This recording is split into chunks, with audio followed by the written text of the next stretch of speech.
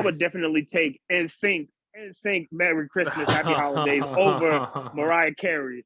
I'm taking NSYNC over Mariah Carey as a vibe, as a Christmas vibe.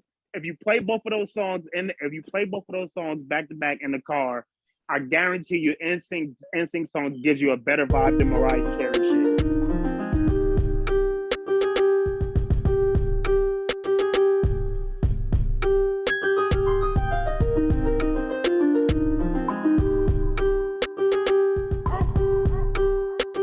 Welcome back, guys, to another episode of From the Sideline, and I got a full house. Now, we are missing Pete. Pete had to work. Merry Christmas, my brother. We'll see you on the next episode. Go get that paper. But come on, baby. We got Tighten Up in the house. You know we got Tighten Up. What's up? Down here, we got the Jets fan in the house. What's up, GK? Good morning. Good morning. We got Roy back. What's up, Roy? Hey, I'm back. Hey, got the Santa Claus hat on. Merry Christmas sweater. That's what I like. I ain't got no Christmas clothes. I only got pajamas, and you guys can't see that. So, but we got the main man Dray back in the house. What's up, Dray Day? How you doing, bro? Going on, man. Same shit, different toilet paper. I'm all right. Merry Christmas, everybody. I know it's the day before, but Merry Christmas. Hope you guys get Merry Christmas. Hope you guys get the presents you always wanted. All right. But yeah, we here, man. Christmas show for Christmas Day. And let's get into it. We gotta start off with sports because this is a sports show. So have at it, bro. What is the best ever NFL, NBA Christmas game you have ever watched? Ever. All right. So I'll start this off real quick. I had to go back and do my history. I had to go back and look at my set of Christmas games just for the ones that I couldn't remember right off the top. Mm-hmm. And the two that stood out to me the most are the Cavs and the Warriors. I believe it was I saw that one on the list. What was it, 16 or 16? I think it was 16. One of the two? Yeah, I think it was 16. I saw that on the list. At the Cavs, with the Cavs winning by 3, I believe. Okay. And the other one was the 2010 Lakers and Celtics, which went down to the wire as well. The Lakers won by 3, I believe. I took the 2008 game versus Celtics Lakers when Boston was on that 19-game winning streak and the Lakers beat us. Oh, you mean the year that y'all won the championship? Mm-hmm. Yeah, it's cool. I figured you would pick that one. Mm-hmm. I would go 2010 one, the one that we won, but it's cool. Either one is cool with me. But we didn't win our game. I'm a Celtics fan. We didn't win the game. Lakers beat us. Lost. Lakers snapped our 19-game winning streak. The year that y'all won, though, it's cool. Nah, I picked the losing one, though. I lost. We lost. I would say Kobe and Shaq going against each other on Christmas. The first one. Yeah, that was a good game. Miami. The first actual time they stepped on that court together as foes. That was my favorite one. That was a good one. What you got, GK? Andrew Bynum dunked on him. No, actually, it's the same for me as Uncle Frank. I'm pretty sure that was the game where I think it was the very beginning of the game, and LeBron just like the first time he got the ball and took the lane, he dunked the ball like he was trying to break the backboard off the thing. They reinforced them. You can't do that no more. Yeah, but he was trying to rip the rim off for sure, and I just remember being so hyped, like in front of my family, just screaming in front of the TV. Yeah, I say mine was the 2018 Philly versus Boston game. I really like that one because they're just coming off of playing each other in the playoffs. Obviously, the Celtics won that one in 5 games. So, I mean, and it's always a rivalry when they play each other. So it was good, man. Kyrie hit like a game-tying 3 to send it to OT. And then that's when Kyrie really just popped off for us there and ended up winning us that game. So it was kind of like they played each other the first game of the season, I believe. And then they didn't see each other the rest of the season until Christmas Day. Yeah. So, I mean, everyone was looking forward to that one. So, Celtics were able to pull it out. That's probably my favorite game. Yeah, I have one football. That's what I was about to start with. What year did Green Bay win it all? What was it, 2010? That was against the Steelers. That was 2011, right? I want to say so. Isn't it the season they went 13-1? They were like 13. Yeah, it was 11. Yeah, it was 11. 11 or 12. The game I had was that year when they were 13-1 going into this game, I believe, and it was when they played the Bears in 2011. That was a good ass game. But like Aaron Rodgers says, he owns the Bears, and it lives true. But any of you other guys, I can't really guys think of too many really football games? Like good football games. Like when I think football games and holidays, I always think Thanksgiving games. Those are the ones that come to my mind. There was one Christmas game I enjoyed. It was, I mean, Roy, I think you're a Jets fan, so I'm sorry, I'm gonna have to say it. No, that's GK. It's not Roy. No, not me. That's the other one. Right. Well, that's the one to the left or right of it. Sorry, this has to do with your Jets. I think what year was it that Victor Cruz had that 99-yard touchdown pass? He did the salsa dance. I think that was to get the Giants for the Super Bowl. I know what you're talking about, but I don't remember what year it was. I think it was 2011. I think. I don't remember. I can't say for sure. But when did they win? They won on 07 and 12. No, we won 08 and 12. 08 and 12. Yeah, 08 and 12. So if it was on the Super Bowl run, it had to be 08. Nah, this was the year. Cruz was there. Cruz wasn't there for that team. You're right. Cruz wasn't there for the one. It was Plaxico, Manningham, and Keem Nick. He was there for the second title, not the first one. So I know my wide receivers. I just can't. Going back to that second Super Bowl, man. That Mario Manningham catch on the sideline, bro. Oh my goodness. Woo! Woo! He was like, Giants fan, let it out. That was one of those moments where he was like, nah, we ain't losing this game. Yeah, 2 years, y'all can rant and rave. Go ahead.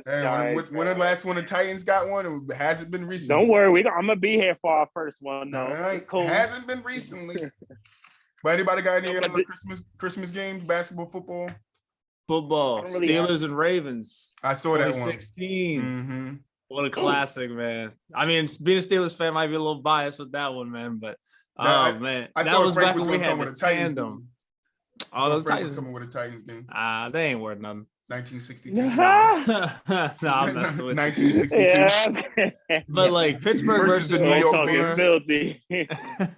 Pittsburgh versus Baltimore is always a good one, man. When they face up against each other, it's always a grit and grind game.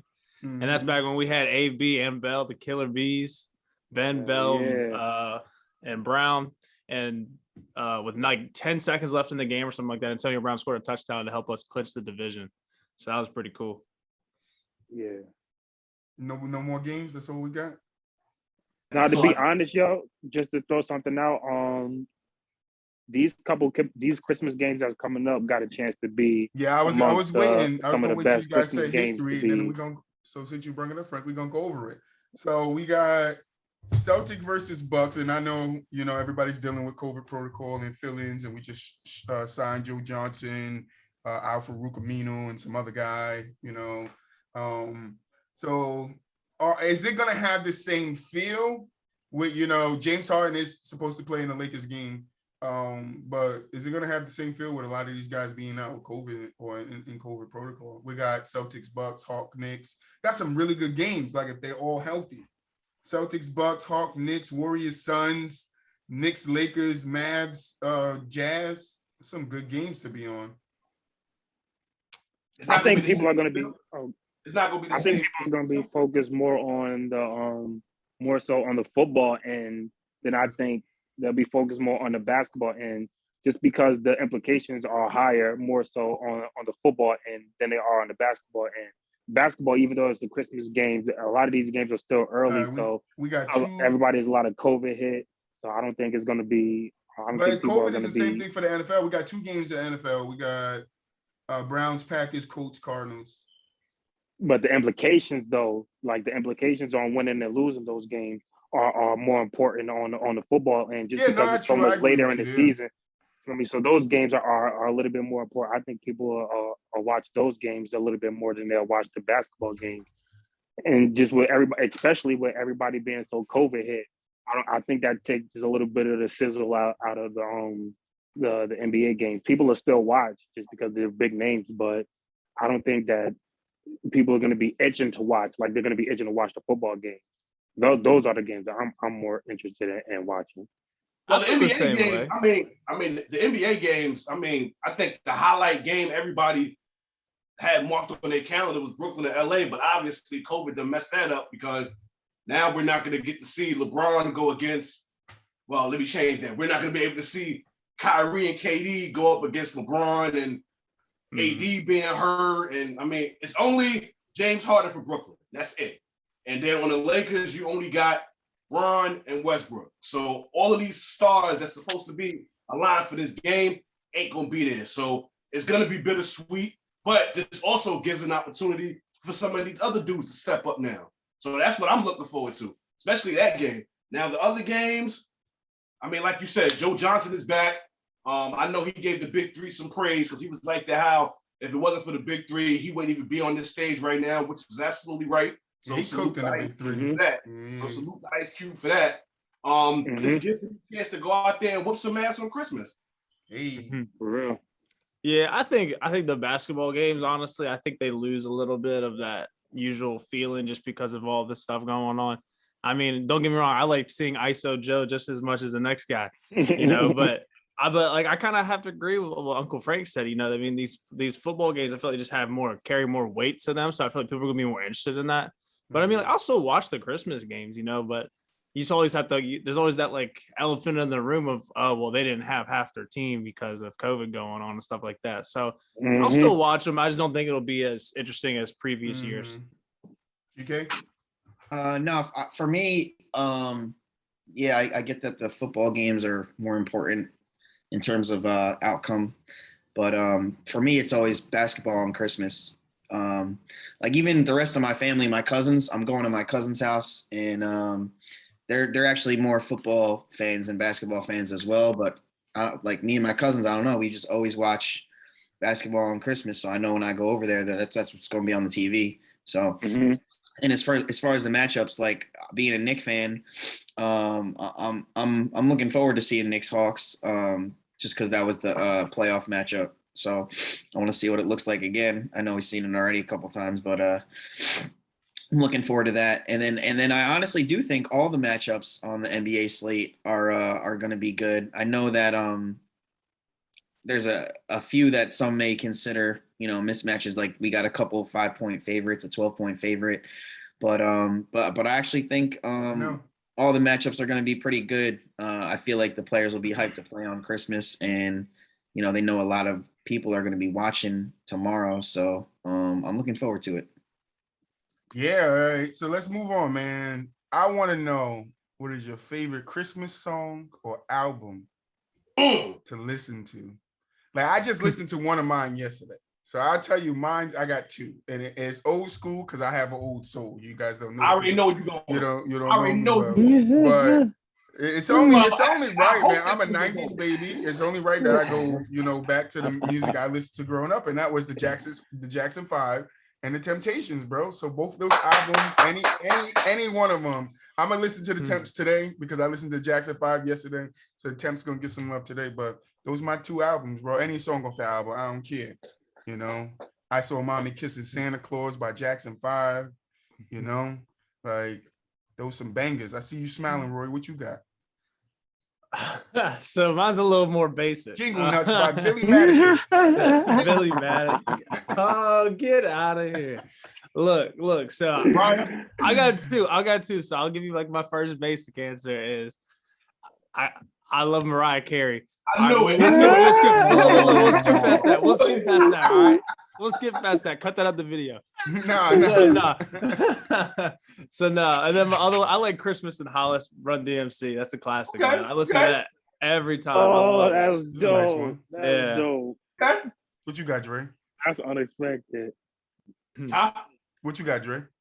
Oh, listen. I'm an old soul. Favorite Christmas album, Temptations, by far the greatest Christmas song of all time. I don't give a damn what anyone says.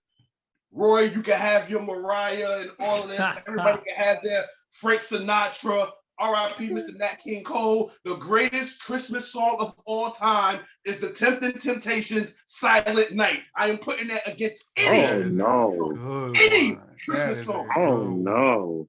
Don't get any jumped. Christmas Don't song. get jumped by the Temptations, Uncle Frank. No, knock on your door, start singing, and Silent no. write your lips. No, hear me Christmas song ever. What you got?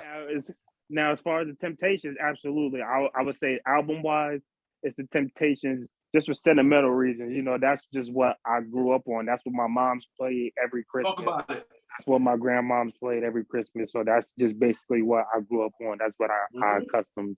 That's just like, I think that's just like a cultural favorite. But now when it comes to songs, now I've been on record saying that I think Mariah Carey is overrated for being the greatest. It's definitely the most popular. I mean, over time, it's definitely stand the time. But I'm personally, if you're going for a vibe, if you're going for a Christmas vibe, Michael Bublé. Nah. Oh, yeah, Michael Bublé. He's Chestnuts roasted Michael Bublé, or Luther Vandross Michael Bublé. I mean Christmas Chestnuts roasting. Chestnuts roast my grandma's all fried. Okay. Luther Okay. Vandross Chestnuts roasting Michael Bublé. Christmas album. Yeah, one of the Chestnuts roasting is my favorite song, and it's by either one of those two artists. Luther's but nice. I would definitely take NSYNC Merry Christmas, Happy Holidays over Mariah Carey. I'm taking NSYNC over Mariah Carey as a vibe, as a Christmas vibe. If you play both of those songs back to back in the car, I guarantee you NSYNC song gives you a better vibe than Mariah Carey shit. I guarantee it. And I put this to the test with my daughter. I mean, you guys can have your own. I mean, you guys might have a different opinion. I had to put this to the test in the car with my daughter the other day, man. I had to put it to the test, man. And the vibe was different when NSYNC hit the song, man.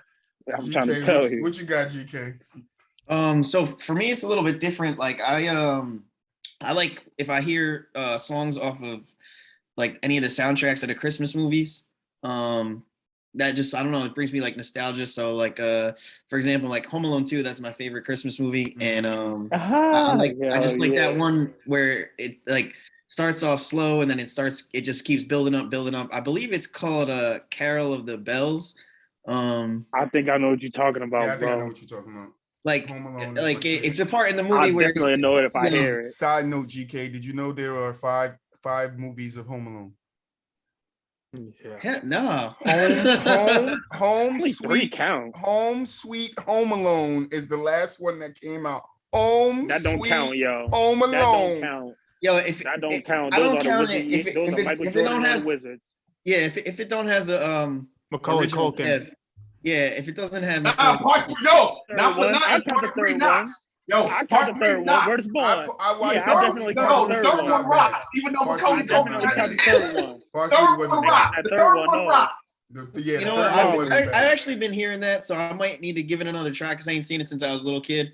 But for me, it's just one and two. After the third one, I ain't fucking with it. But as soon as he sees like the kids in the kids hospital or whatever, and then he decides that he's gonna like go get them too, and then I know exactly what you're talking about. And then the music starts going, and then I get hyped. So I like to change mine. So GK brought it up. GK brought it up. Favorite movie. I didn't have that on doc. What are you guys' favorite Christmas movies? Because I'm going with a little sleeper, a little low key. I don't think many of you guys might know about it, but if you do, it'll be shocking. But like my favorite low key, you know, besides the top list ones to watch Christmas movie is Just Friends with Ryan Reynolds. What? Okay, yeah, I wouldn't even. That's my low key one. I ain't said it's my favorite one. That's my low key one. He said low key, so that's my low key one. Frank, go watch that movie again, bro. I definitely watch. I mean, that was cool. I got the DVD. Yeah, Ryan Reynolds was the shit. That's my low key, but I got Kumar Harrow. You know, Christmas. That was a banger for me. The Santa Claus. We got a lot of them, bro. Die Hard. Die Hard's a Christmas movie. Yes, Die Hard's a Christmas movie. Yes, that's a Christmas movie. Daddy's Home is a Christmas movie. Don't forget that. Don't worry, we got a who you got Christmas list going on today. So. But what are you guys' favorite Christmas movie? Frank, we're going. GK already told us. It's Frank. Since you, what's your low key? It'll probably be like a three-way. My low key. Yeah, what's your low key? I want to know your low key, not your favorite, because your favorite could probably. You could tell us your favorite and your low key. So GK, you got to give us your low key one. All right. Go ahead, GK, Frank. what's your low key? All right, so I'll give you mine real quick. All right, so my favorite would probably be like a two-way tie between Home Alone 2 and A Christmas Carol. The Tom Hanks movie. For me, that animated movie. By the way, my favorite is Friday. Friday After Next. Friday After Next. All of them. From the first. But they're not all Christmas. Well, they're not all Christmas, but yeah, the one that's Christmas, but they all tie in as a franchise. Oh, okay. Tying them all in as a franchise.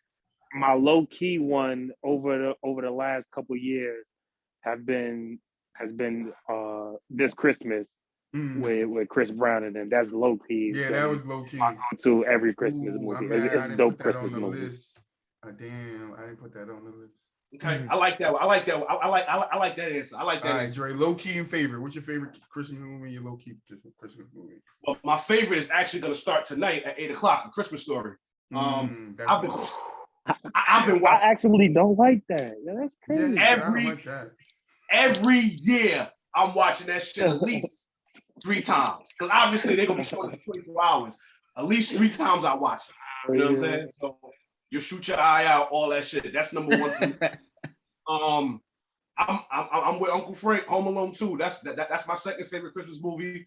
And my low key Christmas movie. I agree. This Christmas, I agree. This Christmas. GK, did you get your low key one yet? I don't know if you consider it low key, but Bad Santa. Because even if it's not Christmas, I just die laughing when he. Bad Santa. Her name is Thurman Merman. We got some bangers. All right, Roy, you the last one, and then I think we got the list next. Yes. Well, you stole my low key one, man. Die Hard. A lot of people don't even consider that Die Hard's a Christmas movie. Don't care what anyone got to say. Die Hard is a Christmas movie. You look at Christmas movie and Die Hard come out. See, the only not on Christmas, or is it a Christmas movie? No, it's Christmas themed. It's like has the theme of Christmas around it, so it's literally it got released on Christmas too, like December 25th. So, but another movie too, which I didn't consider for the list, I had to call my best friend because he's a movie guru. Like, let's talk. Lethal Weapon actually I think the first one was surrounded around Christmas too. I don't even remember that. Dang. Yeah, that's right. It was. I forgot about that. Include it, but yeah, I could have included it on the list. But my favorite one gotta be, it's an old classic, man. I love Elf. I love that movie to the death of me, man. I watched that movie at least 5-6 times. That's a nice series. Yeah. He gets ran over by the taxi and then apologizes. All right, you guys ready? Because I'm ready for the list, man. I'm ready for it. Talk to me. I'm ready for it. So you guys know how it works. This segment is called Who You Got. Amen. You guys, I'm going to give you 2 names. Well, in this case, 2 movies. Oh, shit. Right? Okay. And you're going to tell me who you got. So can you guys see the screen? Merry Christmas, who you got? Yes, sir. We got it. All right. So the first 2, I don't know. I just said one of my favorites. The first 2 I got for you guys is, let me know if you can see it. Oh shit, I went too fast. There it is. All right. A very Harold Kumar Christmas or A Night Before Christmas? Who you got? Harold and Kumar. Harold and Kumar every time, man. I haven't seen neither, but I would probably go Night Before. Seth was my guy. Harold and Kumar Christmas. I'm going with that one. Who you got, GK? Yeah. GK, actually, I never saw Harold and Kumar Christmas, but I did see The Night Before. I like The Night Before. So 2 for The Night Before. And so what we got? GK, because you know I keep track. GK, and who said the Night Before? Frank? Yeah. Frank, and then we got Roy and Dre. All right. Next one is going to be Just Friends, my low-key favorite, and Daddy's Home. Because Daddy's Home is actually centered around Christmas too. Daddy's Home, man. Mark Wahlberg, Marky Mark, and Will Ferrell. Come on, name a better combo. You can't. Daddy's Home. Just Friends. That's what you're going with, Frank? Daddy's Home? Yeah. No, I'm going Just Friends. Just Friends. All right, GK? Just Friends. Okay, I like the splits off the Y'all just trying to split it, man. I like the lying. splits I thought I like on Just the Friends. back. That's my shit. All right, next one. I got 8 Crazy Nights and Bad Santa. Who you got? That's 8 Santa. Crazy. If you say 8 Crazy Nights, you're not allowed to watch Christmas movies no more. You're not allowed to. Oh, That's a technical foul off the rip. Dray, Bad Santa. Technical foul. Frank said 8 Crazy. GK and Roy, what you got? Bad Santa. That's not even close. Y'all tripping, yo. 8 Crazy Nights funny as hell. Bad Santa. Oh, Bad Santa. All right, so we got a 3-1 split. Yeah, tripping, yo. We got a 3-1 split for the first time tonight. Oh, man. Next one. The Grinch Who Stole Christmas or Christmas Carol? Oh, Christmas Carol. All day. Whoo! That's a tough one. Yeah, it is. That's a tough one. This is probably the toughest one so far. You put 2 Jim Carrey movies against each other, man. They're both one of his best for Christmas, man. So that's they both say Jim Carrey on the top. Christmas Carol. Oh yeah, they do. I didn't even see I'm that. gonna go with the Grinch. I'm gonna go with the Grinch. Nah, we got Dre with the Grinch. I'll go with the Grinch too. I'll go with the Grinch. That one's hard as fuck, man. That was hard. GK, Frank. 3:30. Solve World. Oh, y'all know I'm going Christmas Carol. Uh-oh. And what you say, GK? 5 o'clock. Jazzercise. He's going Grinch. GK, another 3-1 split. All right, next one. I put series because I wanted to put 2 series up to next to each other, even though one of them only have one Christmas movie. All right. Friday. Home Alone. Bro, you can't do that. Friday only has one. That's what I said. Got There's one. one Christmas movie, but I said I'm including it together. The Home Alones are Christmas. Friday Yeah, only yeah. got one movie. You decide.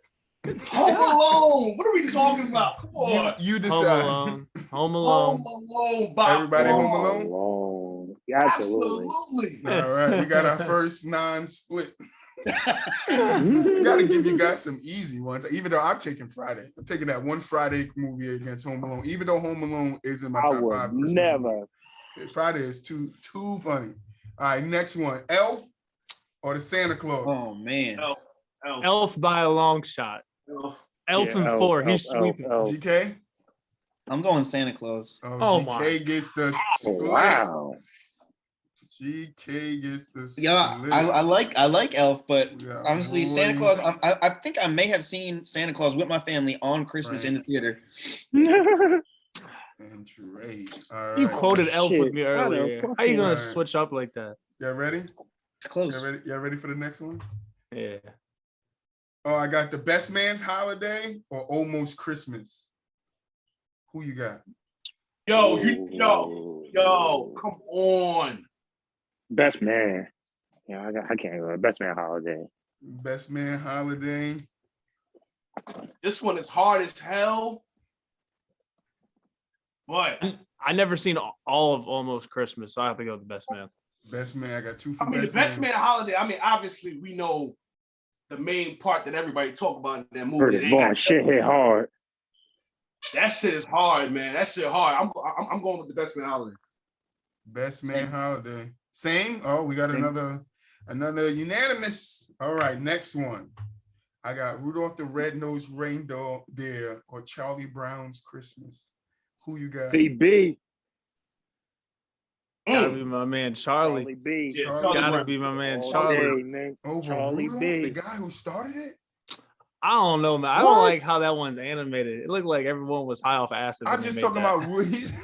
No, that's what I like about it. That's what I like about it. But I'm still going Charlie though. Like, don't that look like it give you like nightmare fuel? You wake up, you got Charlie sleep Brown. paralysis. That Yeti's in the corner of your room watching you. I don't know. That look weird to me, bro. I don't like it. All right. We got 2 more. It's a quick one. We got 2 more. All right. Die Hard or The Long Kiss Goodnight. Die Hard every time. Bro, what? Live fast, die hard. Yeah. Die Hard. Give me And I love The Long Kiss Goodnight. I love What? The Long Kiss Goodnight. Y'all ain't seen that? Yes, but have you seen Die Hard? I love that movie. He said yes, but have you seen Die Hard? I'm a dialogue person. So I tend to go with the better dialogue.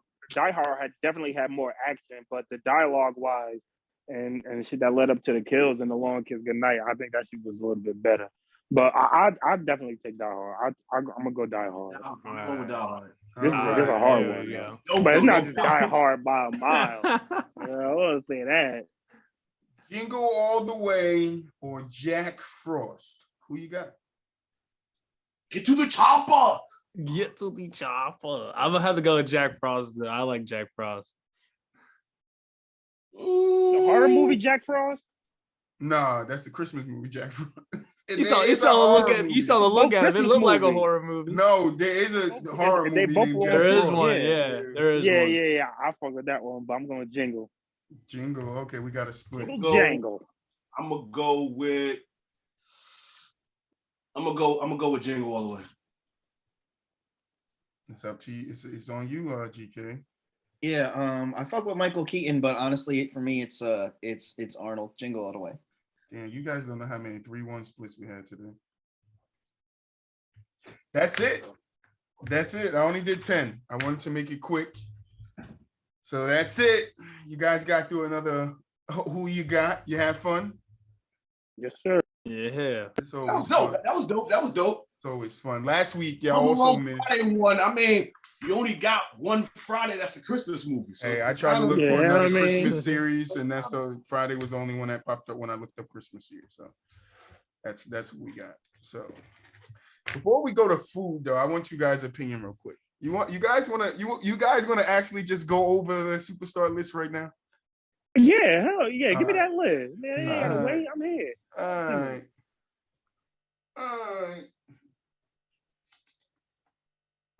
Website.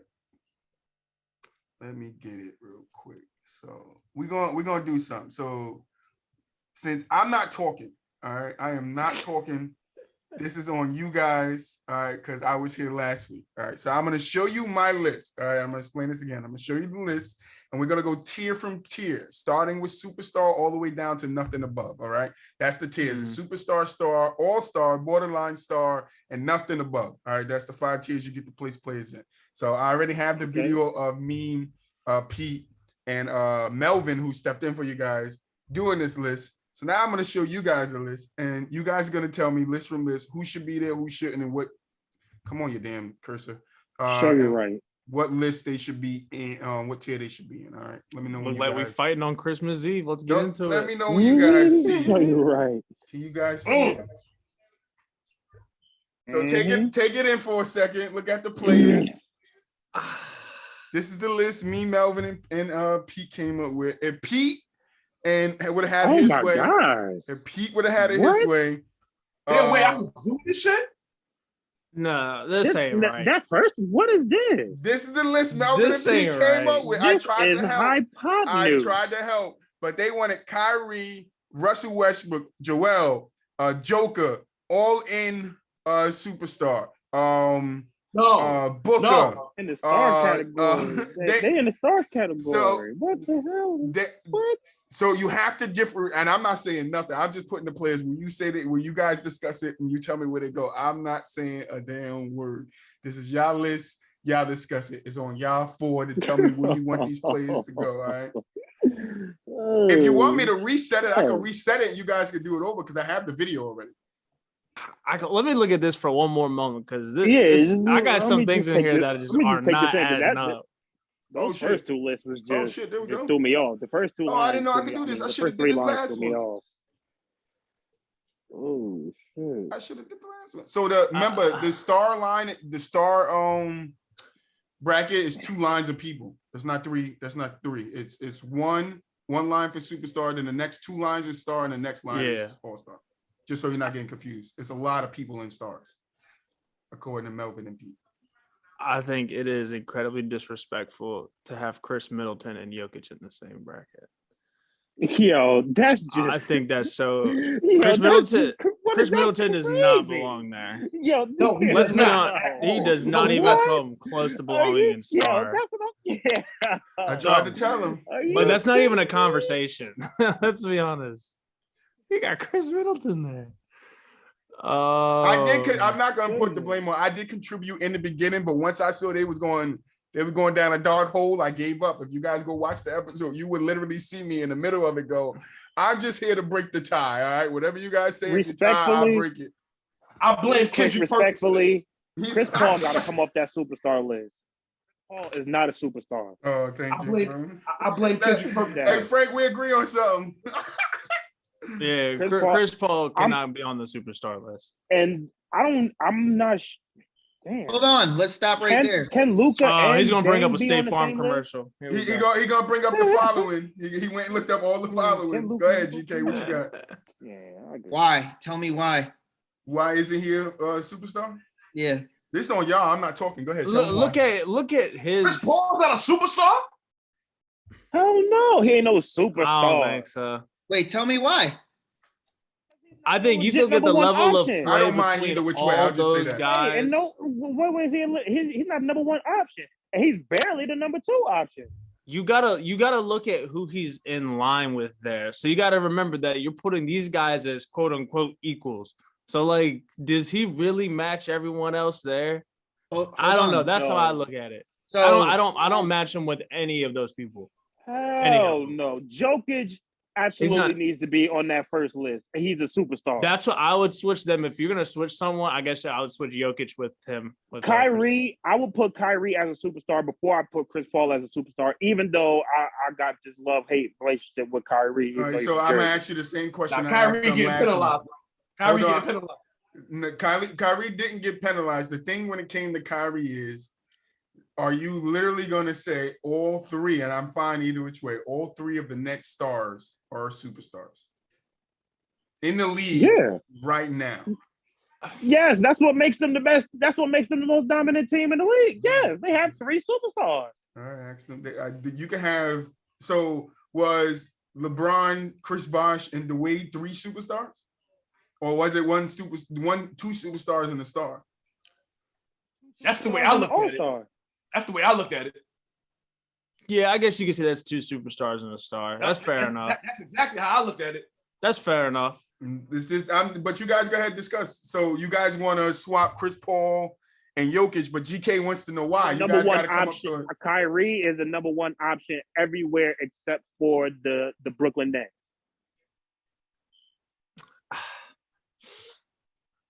I'm gonna put my mic on mute. Y'all just tell me where y'all want me to move. What was Kyrie? Make sure y'all keep talking. Keep the energy up. And respect to the King's throne and to the King's crown. He don't win another ring in Cleveland if Kyrie's not there. Fair enough. Kyrie don't win if LeBron ain't there. All right, then. So they both need to be on the superstar level. No, I'm penalizing him right now because of what he put my Nets through. Yeah, I can understand. That's what I'm saying. I can understand probably why y'all would put him up there, but y'all not gonna just throw Chris Paul up there just because he's having a good season. No, absolutely not. I think the argument can kind of be made. I think the argument can kind of be made for moving. Pete and Roy made the argument that Chris Paul is a superstar. Go watch the last episode, and you guys will understand why these guys are in the place because they argued over it. They fought me with it. GK, talk to me now. You got to tell me now why CP3 is a superstar. Yeah. Okay, so for me, once you get into the superstar club, you never leave. Like you're there forever. So that to me is why Chris Paul is there.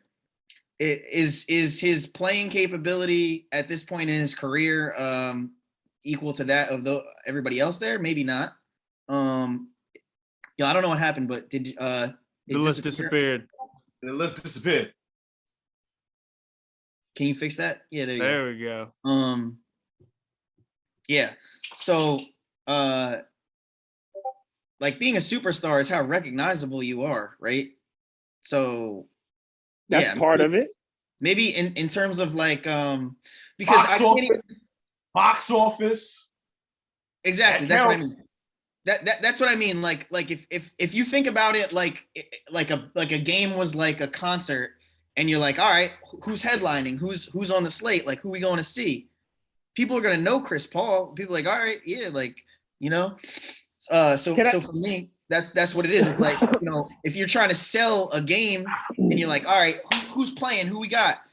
And you say Chris Paul, people are gonna be like, oh yeah, all right, like I know who that is. I don't think we can go by that, because if you're going by that criteria, then you move Zion up to superstar as well. Exactly. I was gonna say that. I was gonna say that. Yeah. But he jumps like, 2 tiers to get there. But think about this. It's like if like I guess the Sixers stadium would be closest to me, and right. And if my boy was like, yo, I got 2 tickets. New Orleans Cummins, like, assuming Zion's healthy, like just hypothetically, if they were like look at this Rosen, like oh you want to come see Vucevic play? Like I could give a fuck. Like I couldn't give a fuck. Like yo, you want to come see Zion play? Hell yeah! Like I want to go see what he looks like. So therefore he's a superstar. Can I just say really quick? All right, so one. All right, so just looking at the top list. Can we at least all agree that everybody on that first list is at least a absolute number one option on their team, if not the number 2? I mean, you got to think the number 2, the guy that's the number 2 is arguably number 2 to the guy who's number 1 on the whole list. Yeah, no, I agree with you on that 100%. And then I get what you're saying about Chris Paul, but even so, I agree with all that. But even that being said, like the Suns wouldn't be the Suns without him, though. So he's probably the most important piece on that team. He is the most important piece. Granted, but that don't make him a superstar. Without him. I agree, but that don't make him a superstar. They don't get to the fight. Why not? I think because he's still not the number 1 option. So what? This Chris Paul one it's hard. Like it's hard. It's like 1 minute he's seen Chris Paul by himself in Oklahoma City. He's not supposed to be the number 1 scorer. I understand that, but there is no way you see all those people in superstar category and say, yeah, Chris Paul holds up to them. That's not even a question, if you ask me. Why? That's not even, you have Chris Paul above Jokic, above AD. Yo, all this, that's insane. A triple-double. Paul George, center. that's insane. Arguably the number 1 center in the league. That's insane. He's not above AD. He's on the same spectrum as AD on this list. So I would put I can see question. Hold on, GK. I would bump up Jokic, but just because on the first list, let's not get to the second list. On the first list, who is moving off this list? Who is not a superstar? I hear Chris Paul. If Chris Paul is not a superstar, you guys need to collectively, or we're going to take a vote, and the majority wins. And you got to tell me, where is Chris Paul going? Is he going to star, all-star, or borderline star, or none of the above? That's what I need from you guys. He's going to star. He's going to star. Go to star. Yeah. So we agreed to move Chris Paul down to star. Okay. Yes. Anybody else on the top list? Anybody else on the top list that is not that you guys don't want here? I'm still debating on Dame and Luka. Those are my 2 that I'm kind of. Why? Dame can go down to star. Because they didn't win shit yet. They take Dame off.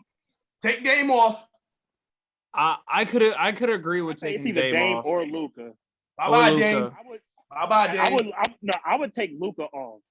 See, that's what I was saying earlier. I was like, Luka, I don't know. That's kind of like the question mark to me. You have to count his international more in the playoffs. But like, I'm talking about like playing. I don't know. I just don't. You have to count his international career and his following from that. So he's got a lot of. He's got a lot of what the now, rest Frank, of them remember on the episode when we talked about Jalen, you agreed with the stuff that GK is saying. GK is being very consistent right now on what he's saying on his stance of superstars and not superstars. But now I'm going back to what you were saying. It has to also do with what you're doing on the court, right? So they basically almost have the same resume. You feel me? They're good enough they're on teams that's good enough to get to the playoffs, but they're obviously still missing another piece. There's still another layer before they can actually consider themselves championship team. So you have to just go off. I mean, and as far as the appeal, I think Luka might have more overseas appeal. But as far as over here in the U.S., Dame is way more popular than Luka. And I don't think anybody's going to debate that. So you just got to go off what they put on the court. And as far as what Dame has done in the playoffs so far, compared to what Luka's done in the playoffs so far, I would have to go with Dame. I mean, Dame ain't done much either. I mean, if you really want, but he's done more than Luka. I look at this list, man, and I see Luka and Damian, and I think if I was going to relate them to which category more and look at who they fit in with that second group more than that first group. Absolutely. I agree. All right, let's take a vote.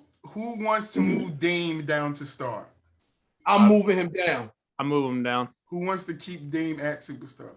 Down, baby. I'm gonna keep him. I want to keep him, but I wouldn't be mad if y'all move him down. GK, you either gonna tie or you gonna move him. It's up to you. Stay. So it's a tie. I don't even want to be the tiebreaker here. Nah, no, tiebreaker. You got to. You gotta be the tiebreaker. Don't put the pressure on us, and then you just go in there. Nah, because I did my part last week. Well, you doing it again this week? What's up? Come on. Oh, man. So last episode, I was saying Dame is not playing like a superstar right now. I also said Luka shouldn't be a star right now. I said if we are going to put somebody as a star, it would be Jokic. But because Jokic, they're saying he's the number one center in the league right now. But what I do say about Jokic, I say about Giannis, I need to see a little bit more consistency team success-wise from these guys.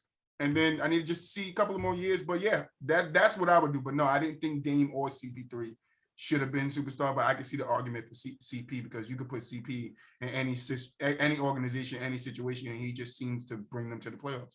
He's just one of those guys. So, all right. So are we done with the top of the list? Luka? No. You got to put the Jokic up there. Hold on. We didn't get to the second list yet. We're still on superstar.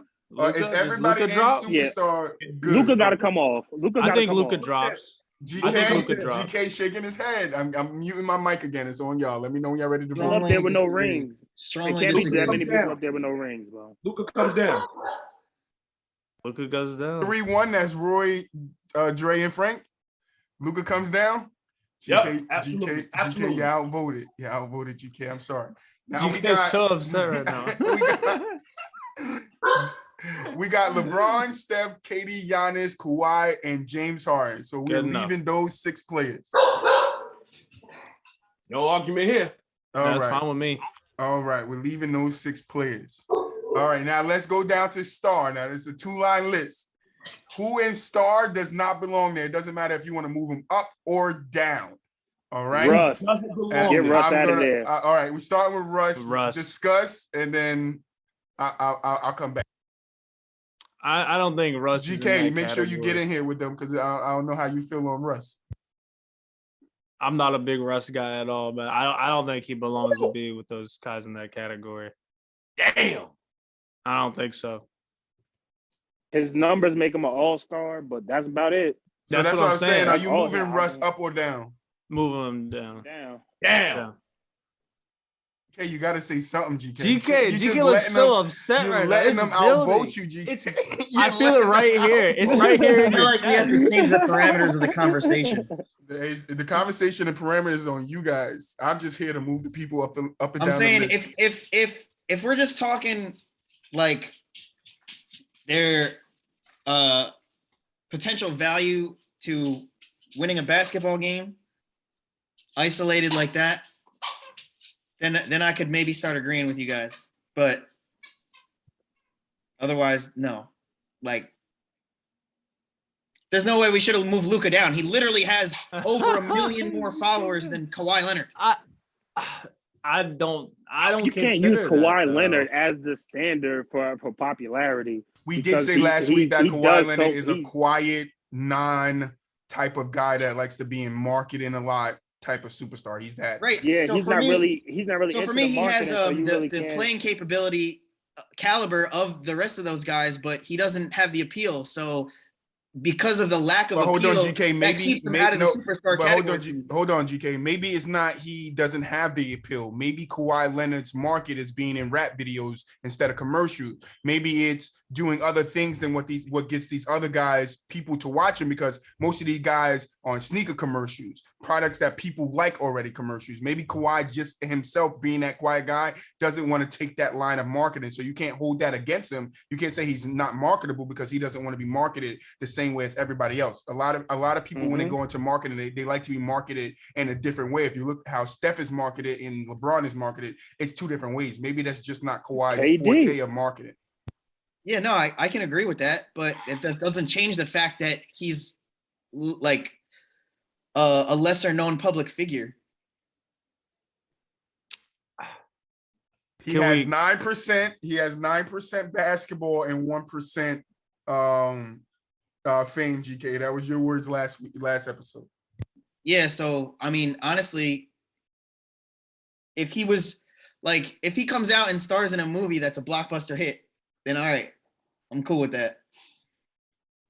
It would take something that like Merry Christmas, people that's watching at home.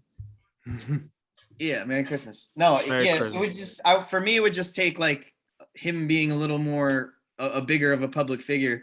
I mean, he's got almost as much basketball as you can to push him up into that tier for me, but he's literally like I don't know. Let's get back on track. Look, I don't think Luke is as popular as you think that he is. He has 1 million more followers. He's starting to get a real reputation for a crybaby. So a lot of people are getting turned off to Luka. I mean, he was the EuroLeague MVP and won the EuroLeague at the age of 16 or 17 in high school. So you think the most popular EuroLeague player is as popular as, let's say, the most popular bench player, or as the guy over here in the US that's in the NBA that's produced? The most popular Euro players played in the NBA. That's what I mean. So not only was he the most popular, but MVP and champion in high school. Not all of them, some of them. He came over here and he's. Would you not consider him a top 5 point guard in the league? He absolutely is. I feel like he carries, right? And LaMelo and Lonzo Ball was dropping 40 and 50 points in. I mean, LaMelo and LiAngelo Ball was dropping 40, 50 points in.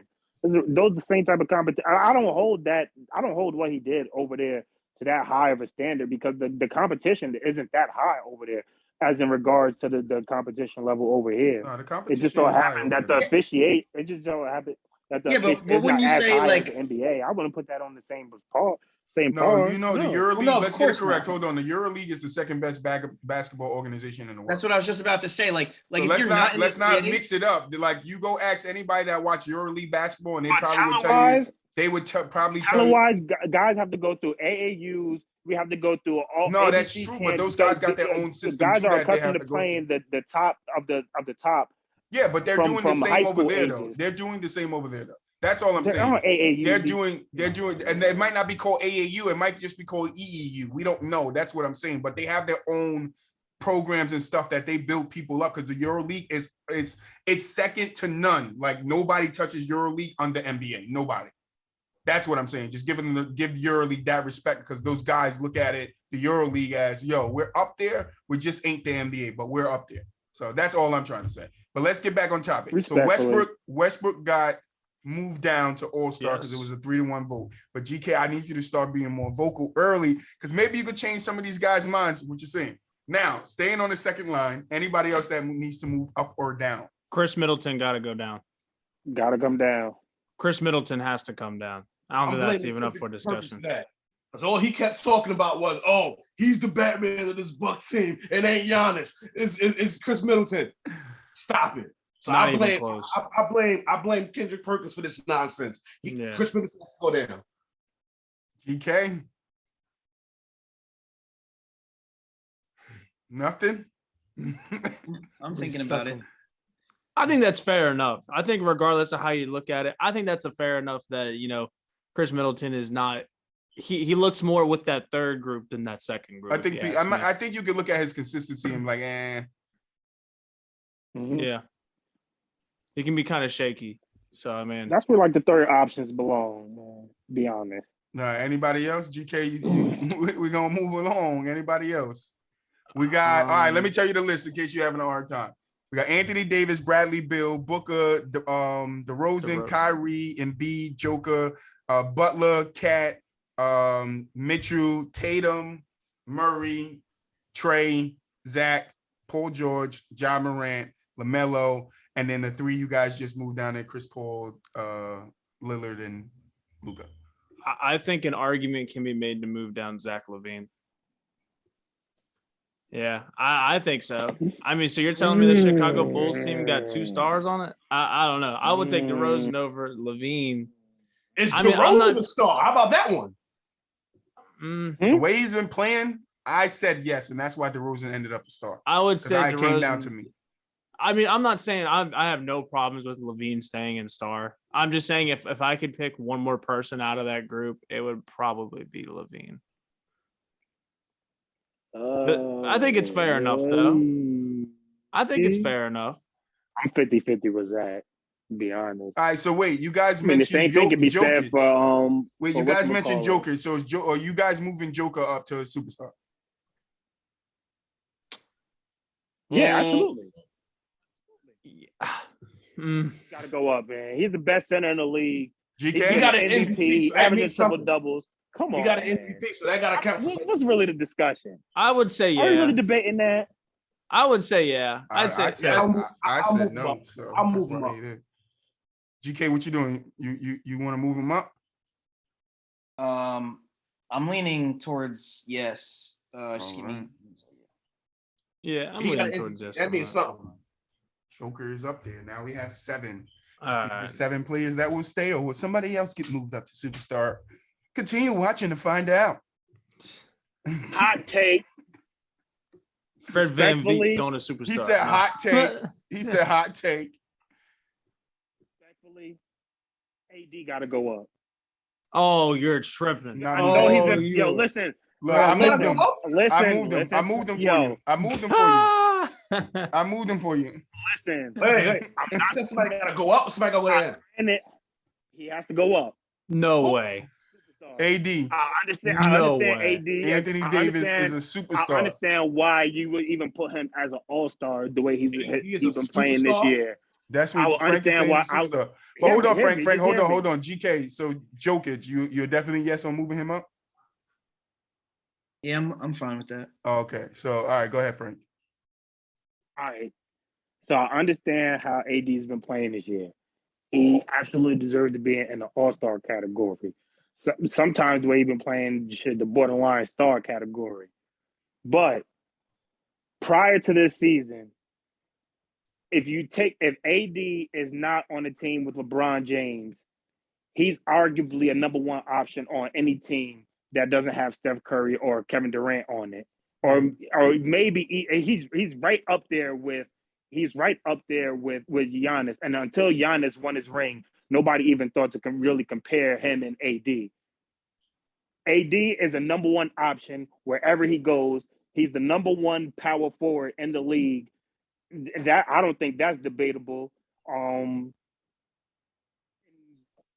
His number, even in a down year, he's averaging 20 and 10, 22 and 10, 20 plus and 10. And when he was in New Orleans, when he was in New Orleans, he was averaging 26 and 13. He was averaging 26 and 13. But he got him to the playoffs a bunch of years, but he's going up in the West. He's in the Western Conference against Kobe Bryant. I mean, and then he's going against the Spurs, and then he's going against the loaded Clippers, and not to mention he's in New Orleans. So we're not going to just act like that's not something to be for me taking into consideration. Now, but I'm just saying, if AD wasn't playing the way AD is playing this year, on any other year, he's a superstar. That's the whole point of us bringing him to LA is to have 2 superstars.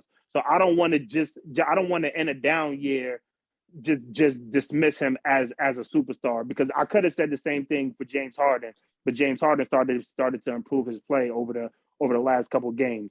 So I respectfully, I would have to put AD absolutely deserves to be considered in the superstar conversation. Okay. If you're not gonna put Kyrie. Okay. In there next because you guys said Kyrie. So you're going Anthony Davis and Kyrie. That's the two topics. I need some votes here. So let's go. Somebody talk to me. I actually like his argument for AD though. All right, so that's why we're taking the vote. We're taking the vote. Somebody talk to me. That's who's voting to keep AD in star? Stay in star, 100%. GK, what do you got? I'm okay with moving him. You moving him up? Moving them down, if anything. That's a 3-1 vote. I guess AD people at home, AD is going to be a superstar. Roy, can I get Roy's opinion on why he wouldn't want to move AD up? He was in Space Jam. It's just because of his play this year? Space Jam. His reason was Space Jam. Yo, look, so I mean these past years. That was only box office because LeBron was in it. So let's 2.1 million followers.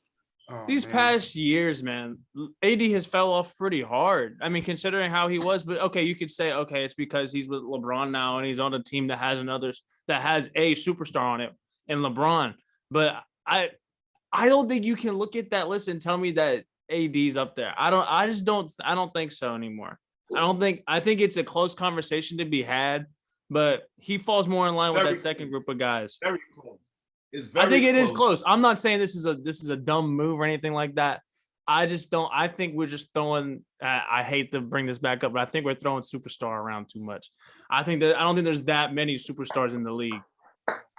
I don't think there's that many. Superstar before he came. Was he a superstar before this year? Was he considered a superstar the year when he was in New Orleans? When he was in New Orleans, won the championships. Oh no, I don't think he was. Me either. I don't think he was. The AD was not living up to expectations since he got to the Lakers. Yeah, they won that chip, but there were still questions about AD fit on the Lakers, and people were not calling him a superstar his whole 3 years on the Lakers. They were saying he needs to get back the whole 3 years to the AD that played in New Orleans. That's what people were saying. That's why I'm saying I don't think AD is a superstar. But if you want to say it's close, then yeah, it's close. But I think he leans more on a star than a superstar because he's not carrying the load out there in the Lakers. LeBron is still carrying that load. So even if LeBron was to give him the keys, what would he do with it? What would AD do with it if LeBron needs to sit out? We see what's going on. AD and Russ is supposed to work. Like he was in New Orleans. Yes, AD and Russ is supposed to work, but it doesn't work. LeBron and Russ works better than AD and Russ, and that makes no sense to me. So that's why I would say keep him in star and move him to superstar. And plus, we're going into 8 and 9 because now you guys want to move Kyrie up. And then we got to get to Joel Embiid because if you guys are going to say Joel Embiid is not a superstar, but Jokic is. Some people say Joel Embiid is the best center in the game. No, it's Joker. It's Joker. I know clearly, but people have their preference. Embiid just dropped 41 on Boston Head like it was nothing. If I had my choice, all 3 of those guys would be up there. Joel, AD, and Kyrie would be on the first list. I think that's a slippery I think I have a good. I might have a. My mic is going back to mute. I'm with Roy. That superstar name. Out of all of the guys that don't have rings, Dray, that was me. Roy got it from me. I said it. I said it 2 episodes ago. But it's true. It is, Roy. It is. And we're seeing it. We're seeing it. It's like when you call people the GOAT. Everyone can't be the GOAT. It's not. I'll do one better than that. I understand the GOAT. I'll do one better than that. The league is different. There's more than one. There can be more than one superstar. So there could be 10 superstars in the league right now. Yes. This is the league today.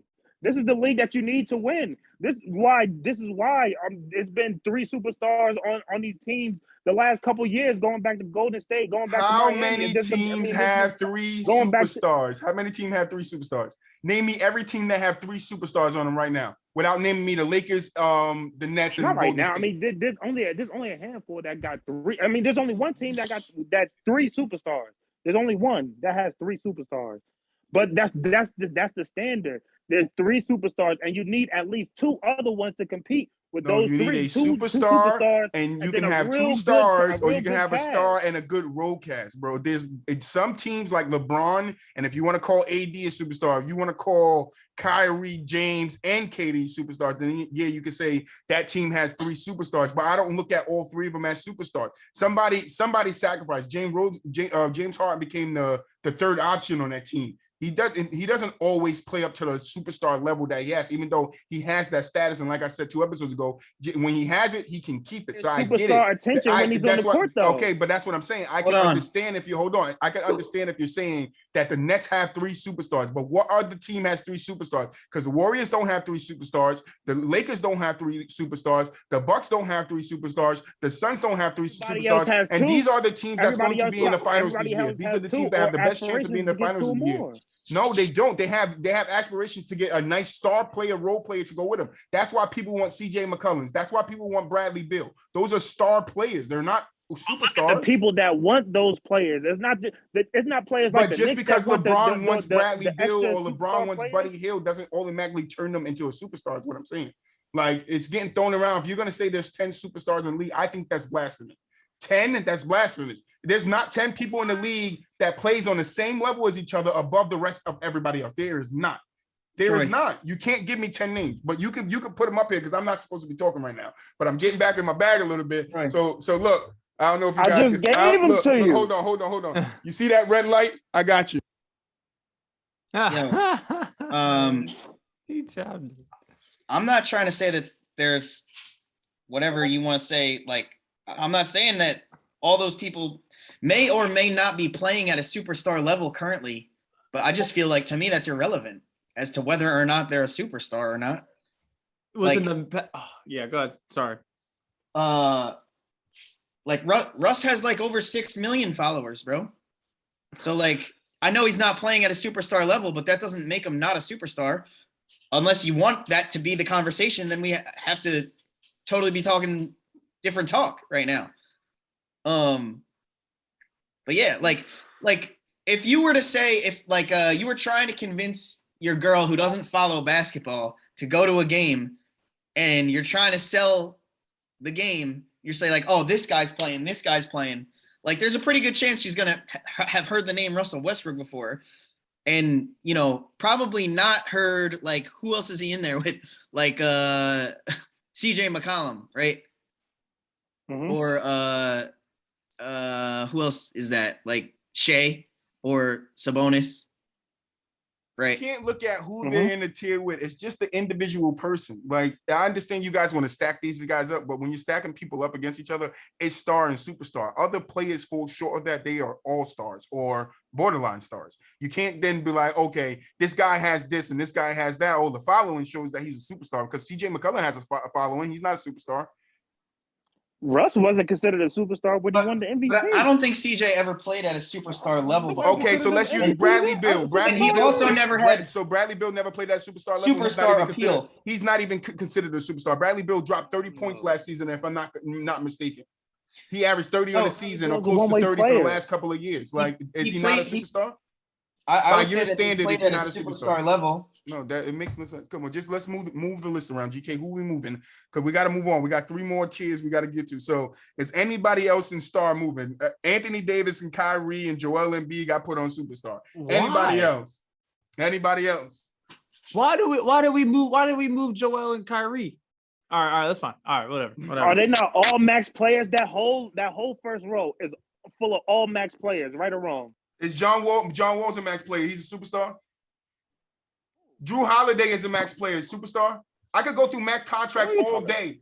Max contract does not mean that they're superstar. But look when they got their contracts. Okay, but it doesn't matter. See, now you're putting stipulations. Now you're putting stipulations on a person's max contract. When you just said max contracts, all these guys are max contracts. A lot of players in the league on max contracts are not even star players. A lot of people get paid and don't deserve to get paid. So you can't use the amount of money they're getting paid to say whether they should be there or not. Because a lot of them get paid that don't deserve to get paid. Yeah, the top 4 people, LeBron, Curry, KD, Giannis, yeah, we can use them getting paid, yes. But we're talking about somebody like a Drew Holiday. Drew Holiday is an all-star. Some might consider him a star. They're not going to say if he's getting a max contract, this guy is a star. John Morant's going to get a max contract after this. There's a max contract and there are super max. Those guys are at the top list are the super max. Okay, Drew Holiday is not a super max player. He's a max player. I can agree with that. What are you crazy? No, that's what I'm saying. Using you guys' logic. That's the level. That's what I'm saying. But you can't. What I'm saying is you can't use what a guy is getting paid to put him in a bracket. You got to use either what GK is saying. In the bracket. Okay, but it's not their play. It's their game and their fame that puts them in the black bracket, not what they get paid. We just went over this. Nobody mentioned money in this whole argument, so you can't bring it up now. So back to the point. That whole, can we agree that whole first list is all super max? Everybody's on that first list is super max. Is a super max talent. Is a super max player. Super max talent. Whatever you want to call it. Those are the super max players. Those are the guys that get the super max contracts. Factor trick. Will be in there one day, but those guys at the top, those are the super max. What was Tatum's contract that he just signed us? Max or super max? Oh, you don't want to answer? Can you answer the question? I'm answering the question. What? But you answer my question with a question. What was the end of your question? Because I was just over here thinking. I'm looking at the list and I'm like, I'm listening to what you're saying. I actually think Uncle Frank has a good point about I think there is a correlation between the deal you're offered. But what I'm saying is we're not putting them on the line by what they're being paid. That's what I'm saying. No. If you guys hold on, I'm saying there is a correlation because if you guys want to do a tier list of salary, then we can do that. If you want to, you don't have to do that. If you want to include it in what you guys are saying, that's fine. But what I'm saying is I don't think you can include it in here because we're talking about game and what their name is. Now we're switching the conversation. But I think it's a good point of reference because when a GM goes to offer you that contract, it's partially because of how well they can market you and get an ROI off of you. Right? Like, dude, a large reason why Jeremy Lin got the Houston deal was because they knew they were going to get a return on investment for jersey sales. It's the difference, man. It's levels. I agree with Uncle Frank. Can we move on? Let's move on because we're going in circles here. We're literally going in circles. Anybody else on the second level? Anybody GK is done. Anybody else on the second level that needs to go up or down? Anybody gonna fight for Kyrie and Embiid not to go to superstar? Or are we leaving those 10 people up there? I would fight. I want to know y'all opinion on Jamal Murray. I want to know y'all opinion on Jamal Murray because I'm not sold on him being at the star level. I think he's more of an all-star. He's an all-star. Why? Jamal Murray is an all-star. Why? I mean, he just started coming out of his shell. So, and even in him coming out of his shell, I don't want to be a prisoner of the moment and just go off of those big couple of performances that he had against the Lakers in the playoffs, that playoff series. I mean, overall, he's a solid number 2 option. But would I put him as a star? I wouldn't be upset if he was on either list. In terms of playing capability, he showed us that he's got it. I would put him on the same level as a Chris Middleton. Like they're both number 2, number 3 options on any team that they play on. Since the bubble, we've been in his shit. I'll give him that. I would say that's real. That's a good argument to put him down in the all-star. I could see that. All right, vote to move Jamal Murray down to all-star. Who wants to move him? Move him. I move him. Let me ask you a question real quick. If you're a GM of a team and you don't only have in mind like wins, but also marketability to like make money and however you can make the money, right? If you could add Jamal Murray and say we're gonna feature you as a star, put your face everywhere, sell lots of your jerseys, and you're gonna win games for us. If that's the way you're looking at it through a GM's eyes, are you gonna take Jamal Murray or Chris Middleton? That's what the Wizards did to Bradley Beal.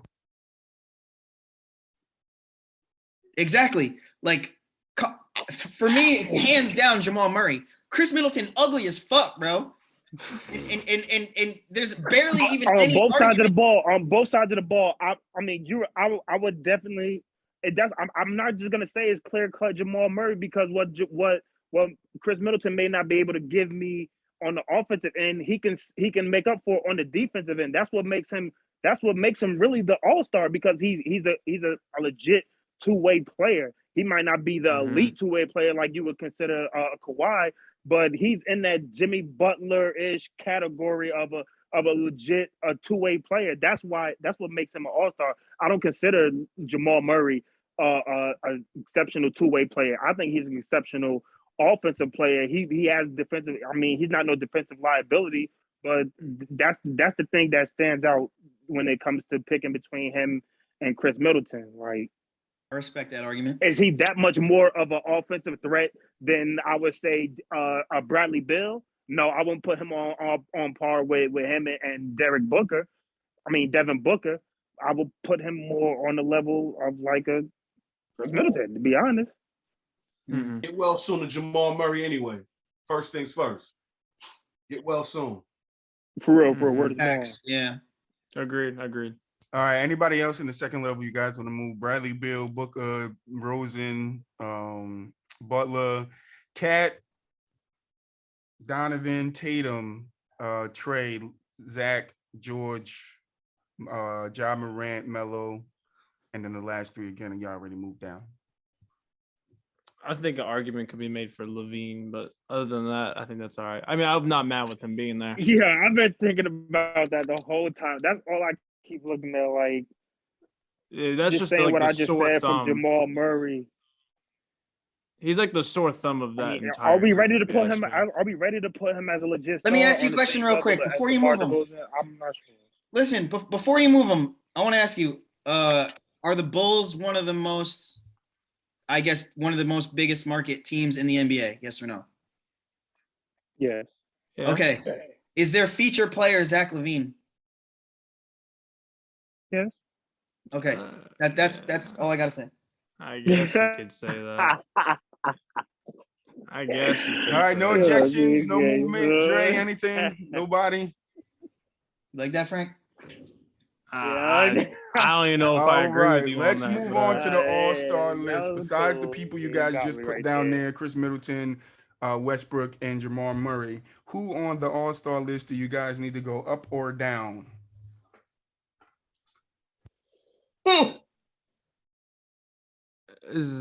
We got Bam, Ben, Jalen, McCullins, Randolph, Gobert, Valanciunas, whatever his damn name is. That's Vucevic. I was thinking of the Magic. I had it in my head, but then all of a sudden it started flashing Toronto and shit. I don't know why. Valanciunas. But yeah, Valanciunas, Brandon, or whatever. I can't even say people's names right now. You guys got me so frustrated. Zion, Porzingis, Shea Alexander, Sabonis, and then, like I said, the other three you guys put down it. I'll just say one more thing about Zach LaVine is Vucevic is also very marketed on that team, but no one knows who he is, and I put them on the same level. Anyways, other than that, big accusation. I think Vucevic is great in All-Star because I think he is one of the most underrated players in the entire league. And I think it's by a long shot just because he was in Orlando for so long. Let's start at the obvious because you guys said this at the beginning of the list. Let's start with Zion. I think it's fair enough to say he's an all-star. I think that's fair enough. Yeah, I mean, He's on the cover of NBA 2K. Should I give him a high The five? NBA I is don't clearly marketing him as one of the faces of the franchise. And you know what? He has not lived up to it. He hasn't lived up to it. He has not even close lived up to it. So you're okay. So he cannot go. He cannot even come. He can't even smell that superstars list. Can't even smell it. There's no way. There's no way he jumps from. That's right, Roy. Stand up for what's right. Even if we looking at whatever, screw a tier list. Let's just say he's a superstar. That's not even close. Not even close. Nah, he right where he at. I think he's fine. I think he's exactly fine where he is. All right. So what about Bam? Bam's right where he's at. Bam's also one of the most underrated players in the NBA as well. Right where he's at. All right. Ben Simmons is a big name that's in the All-Star. This is the one. Who's going to fill more stadiums, Zion or Bam? This isn't a popularity contest. Yes, it is. It's exactly what it is. to play basketball is a popularity contest. Wait. You guys heard it here No, first on side. GK, Hashtag GK, from can the I- sideline. We're talking about Hashtag levels from of the stardom. sideline. We're not talking about levels of basketball playing capability. That's a different list. A tier list of superstars is basketball capability. No. We're talking about levels of stardom. We're not talking about basketball playing GK. capability. Those are two different things. A part of superstardom, a piece of the pie, a piece of the ingredients is how well you can play basketball. But that's not the entire. I think it's a good majority of it. It's a big piece of it. I don't think it's the majority. Like Pete said Okay, last and episode. if it like is Pete the said last majority- episode, it's 75% your field, 25% of your name being known. It's a perfect number. You have to do something on the field, in the field you're in, for people to know your name. You can sit on your couch all day and people can know your name. Blasphemy. World, and I did not want to go into this bag that have done bad stuff in this world that are known more than most of the superstars in the NBA. It does not make them more famous over them. That's not fame. That's infamy. No, it's not. It's fame. No, it's what they do it for. It's fame. I'm a criminal justice major. I'm telling you, it's fame. Infamous and famous are two different things. I just don't agree with the criteria there. What I say is, Zion is an all-star. Frank, you're breaking up. You're breaking up, Frank. Frank, you're breaking up. He has to. I'm sorry. I said, do y'all hear me? Y'all hear me? Yep. You good? All right. I think he's more just so an all-star attraction. Like, if I'm thinking, when I think all-star, when I think Zion, I think everything that comes along with the attractions of like the all-star games. I think I get that type of excitement from a Zion. That's what I'm saying. Those guys on the first two lists, I think those are the guys that you build championships around. I don't think that Zion isn't a guy that you're gonna build your championship around. He's gonna be a valuable piece to your championship.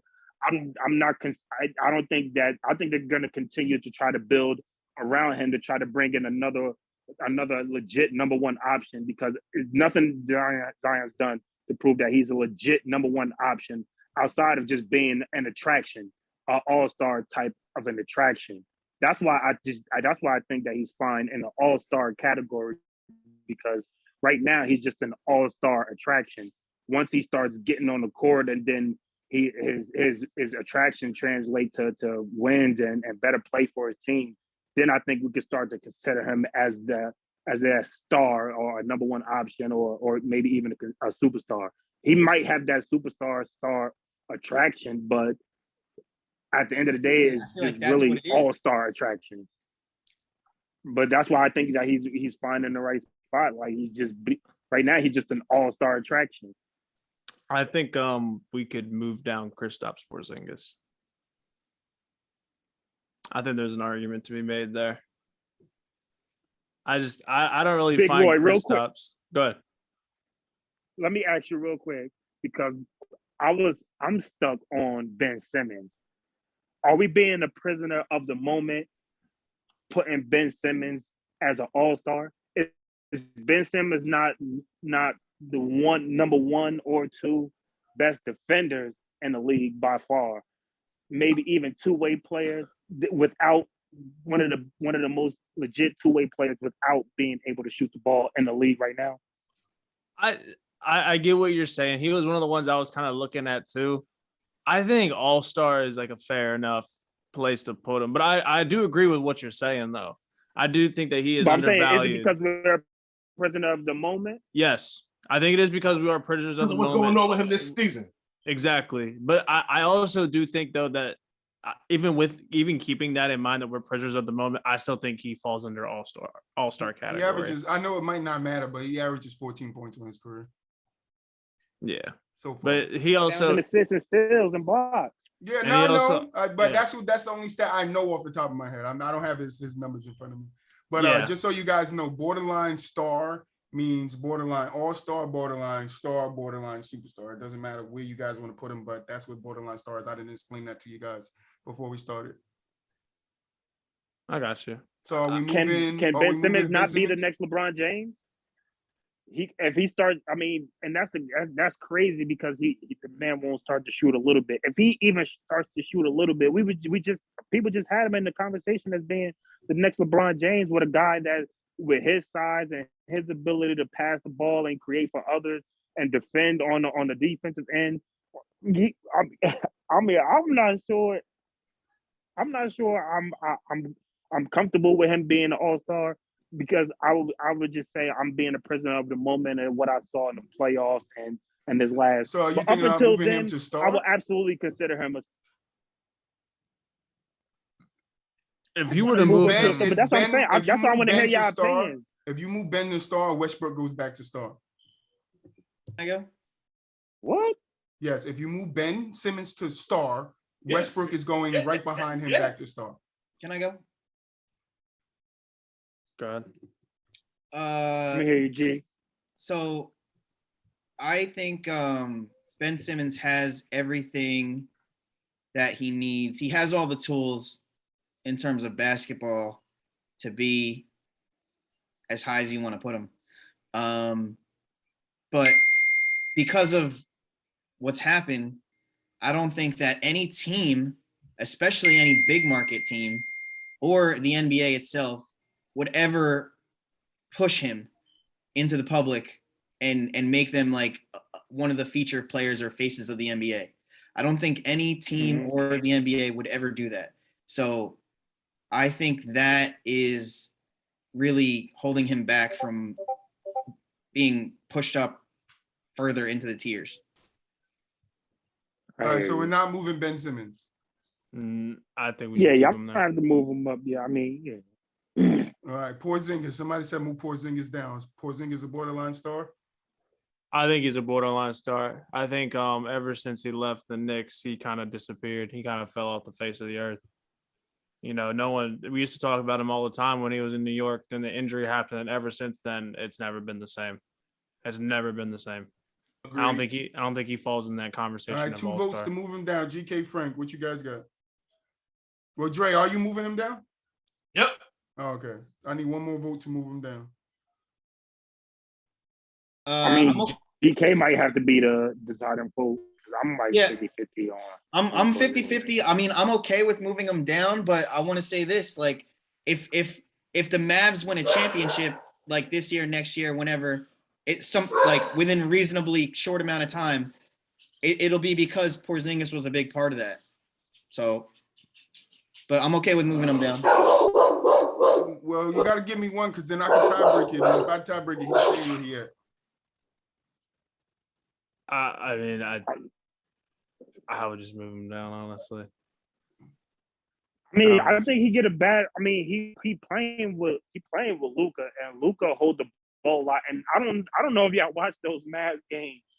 There's times where Luka just completely ices Porzingis out, and I mean, and there's only so much he can do with a certain amount of shots. Yeah. Like, that's why I say he has to get out of Dallas before I can really truly move him from out of being an all-star, because he's still a unicorn. The man's 7'3". He can pull three. He can create his own shot off the dribble. He can still defend at the rim to a certain degree. I mean, the injuries are starting to pile up more and more, but I just think him and Luka got to get away from each other. I got to see a little bit more before I just completely just give up on him as an all-star. I'm not ready, because I'm looking at that borderline star list. I don't think I'm ready to put Porzingis down there yet. Yeah, I agree. I don't think he deserves to be down there. So nobody else on this list. Brandon Ingram. What about Rudy Gobert? Does he belong? Rudy Gobert 100% deserves to be there. Okay. Shai Gilgeous Alexander. Throw BI down there. So who? Brandon Ingram. Throw BI down there. I mean, what the hell has Brandon? I mean, Brandon, he had one really decent year where he was scoring, but that was on a bad team. I mean, how much credit do you really get for being a top scorer on a bad team? And he's been injury prone too. So what he really been showing? I think that's fair enough to put him in borderline star. GK, you still muted. Where you moving him, GK? You want him to stay there, or you want to move him down? BI's close for me. I mean, I would rather have BI on my team than McCollum. CJ McCollum. Yeah. But like when I think of a that's probably because borderline of you. star, when I think of a borderline star, I think Brandon Ingram almost falls perfectly into that category. Like someone who has that potential to be an all-star and be with the rest of those guys, but someone who's not there, who I would not consider there yet. That's fair. That's fair. I think that describes him perfectly. Yeah, So no, that's Oh, accurate. So I'm here for moving him down. Yeah. That's 2 votes. GK, Real. Dray, what you say? You're right. He's right where he's at. Oh, he's right where he's Bring at. him down. Bring him down? All Bring right. him down. All right, next list. Borderline artist star. We got Brogdon, McCollins, Fox, Grant, Siakam, Fred, Kemba, and Christian Woods. I'm glad Christian Woods there. Christian Woods so slept on. I think everybody's okay. And I think, honestly, if any of those guys went to like a big market team, then they would automatically get bumped up. Who's that fourth guy again? I can't really say. Grant from Pistons. Oh, and who's number 2 there? Is that the point guard? What's his name? Mike Conley on Jazz. I think Mike Conley goes down. Down? I think Mike Conley goes down. He's so past his. He's so the past his definition prime. of a point guard. Him and Jeff Teague are definitions of point guards. Yes. Remember the era they started in. Yes, I remember him when he was on the Grizzlies. All right, yes, give him the credit for that too, because he's not that score first that we're used to. Dame, Steph, he doesn't put up the Melo numbers. I know. He's not a shooter. He's that guy you put around your superstar. He's a facilitator. Happen, yes. And that's why I think borderline star, because he could have been something, but he's just not that. He's just not the scoring type. But it's more assets. It's more aspects to the game, like Frank alluded to earlier. I guess he could. I could see him move down a little bit though. Anybody else want Mike Conley to go to nothing above? I looked at the people below him on the list, and I think that they're better than him. All right, so let's talk about the last 2 lists. Anybody move from the last 2 lists so we can speed it up? The last list, we got Murray from the Spurs, Sexton from the Cavs, Gordon Hayward, and John Wall. Gordon Hayward should not be on this list. He shouldn't even be here. He's here. So honestly. That's why he's in nothing above. He shouldn't even be on. Yeah, nowhere near. John Wall should never be on this list. John Wall's perfect right there. We use all the names. I think we should move John Wall up. What? No. We skipped a lot of shit. Yo, are we sold on CJ McCollum as an all-star? Talk about it. He's a star? good number 2. Is he an all-star? Is he a star? Borderline star. He's more so on that second line. Him and Shea Gilgeous-Alexander. He ain't done enough. I mean, he had one good year where he averaged, I think, like 20 something. But I'm not ready to just put them at all stars. Like, because these guys gotta be in the discussion for all star. I mean, I don't think nobody's putting those guys in the. Yeah, I'm not ready to put them at the all star level. I'm on the same level as Bam. McCollum. No way. Like you said, I'll take BI before I take CJ McCollum. And if I'm thinking like that, they got to be on the same level, I would think. And Shea Gilgeous-Alexander, he's a good up-and-coming piece. I'm not ready to call him an all-star yet. I think somebody got to talk to me. CJ McCollum. I get the argument. That's a fair enough argument. I would just say he's an all-star. I don't know. He just about CJ. CJ and Shea. CJ's an all-star for sure. I think and so Shea, I would say Shea is. I think he could move down. I think there's a conversation to be had that he could move down because he's also in that. He's that young guy who's like in that category with like Christian Wood. You know what I'm saying? Like he's young and up and coming. And I think he's with that Brandon Ingram conversation too of like the definition of a borderline star. You know, I think he can fall into that conversation. It's not his time yet. I get it. GK, your thoughts?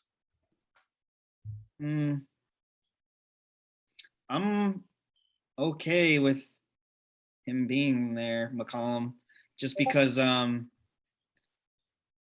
think his play is appropriate. Would he ever be? I don't think he has any potential to really go any higher than that, though, because I feel like even if he was on Boston, Lakers, Knicks, Bulls, whatever, Spurs, I mean, I don't really see him as being like pushed as a feature player to like, you know, you need to come out and see this guy. You need to turn on your TV for him. Agreed. So based on that, I think it's appropriate to have him there. Or I mean, I could see him being one down too, but I think, I mean, as in terms of at least his play, I think you can keep him there. What about Shea? So Shea, I would consider similar, like you said, to Ingram for the same reasons you said. Mm-hmm. Yeah. Okay. I was just curious what your opinions were. All on right, that. Shea got moved down. Anybody else moving on this tier list? GK said John Wall. Are we moving John Wall? Nah, I don't think so. Yeah. Nah. I don't think so. No. I mean, there was a whole I think it's dance unfair to about have him on the John Wall. list He in had his general. own sneaker with Reebok. Which, like you said, what, Yeah, friend? You don't think fair he to should have be him on the list. Oh, only Phil, right? Yeah. Yeah, I don't even think he should be on the list at all. I agree. think you probably got to put it's a couple other players we could probably put on. Yeah, him and Hayward. I mean, I didn't make this list though, so this is on Tier Makers. Yeah, I literally just went to Google after that episode of you guys talking about Jeremy Lin, and I said, I said superstar tier list, and this came up. Honestly, like he hasn't done anything on the basketball court lately, but I mean, his fame. He's a lot more famous than a lot of those guys. Yeah. So he could be anywhere on the top 3 list. I feel like that has to carry him to at least be on the list and arguably move up the list because he's way more famous than all of them. Fame, but the basketball recently. John Wall was once here. He was once on. Yes, I agree with that. I agree with that 110%. And he went to the bottom half of the star level, and then he came back and he got injured again. Then he went to All-Star, and then he got injured again, and then he got shipped to Houston. And he played good his first year. He was right here in the middle. He was like, I'm back. I'm about to be a star again. It was like, and then his production fell off. It fell off pretty hard. Houston did what they tried to do to Melo. It's like, yo, we ain't playing you no more. And they can't move him. So I think it's only right to have him there because he was once a star in my eyes. But I agree. Yeah. So no more movement. We're done with this. No, I think DeJounte Murray can move up. I swear he was just who I was thinking about. Yeah, I think DeJounte Murray can move up. That's who I was thinking about. That's 2 votes. Anybody else? I put Saxton before I put Murray. Ooh. I let Saxton been balling.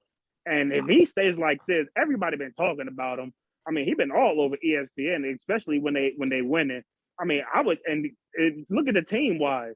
He injured right now. He's going to continue to get more, and he's getting traction in Cleveland.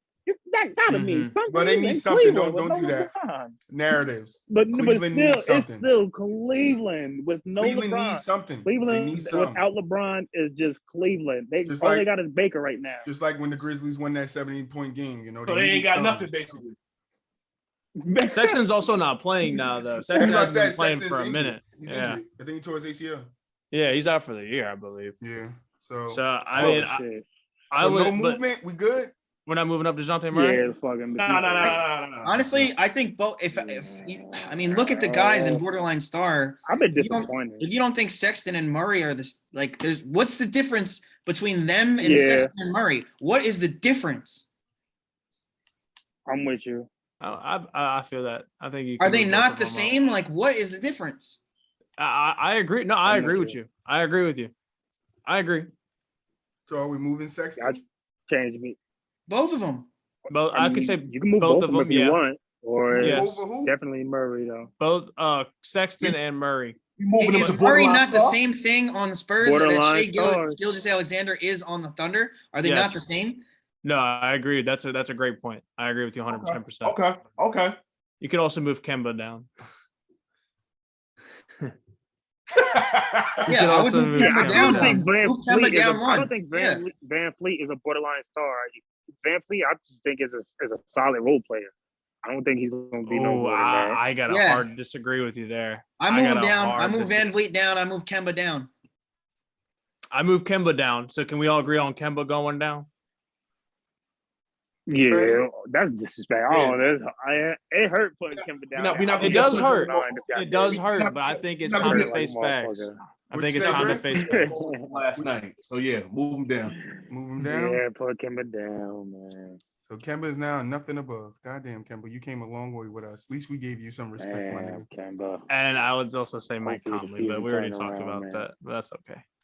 Yeah, you can put Mike Conley ass down there. I think Mike Conley falls in good with those guys down there. I don't know. That's how I look at it.